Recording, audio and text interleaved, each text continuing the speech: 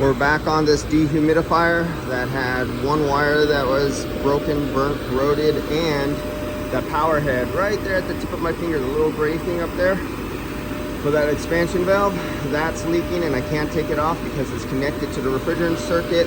So I have to recover all 72 ounces out of the circuit. Right there, 72 ounces. Come on, focus.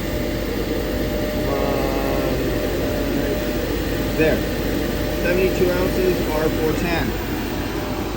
And if you look right here, we're about 190 PSI. So we're about 65, 66, 67 degrees Fahrenheit to have that pressure. I'm about to turn it on and recover, so if I didn't do anything wrong, there'll be no explosion when I turn this dial. There we go. See, the high side is going up, low side is going down.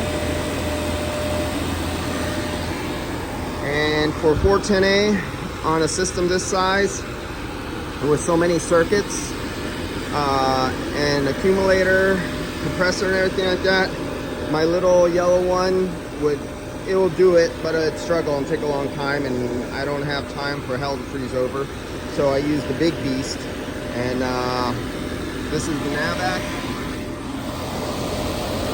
4-cylinder, and nothing beats this. In this little weight and size category, as far as I know, I'm yet to find anybody to find anything to beat this one for refrigerant recovery, especially high pressure refrigerant.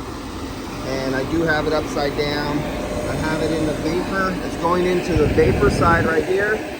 Short line vapor. It's not 3H. 3H would be a little bit better, but it's going in the vapor, flipped upside down, and there's a reason for that. I'll see you guys later. I'm gonna go have lunch while this thing pulls down.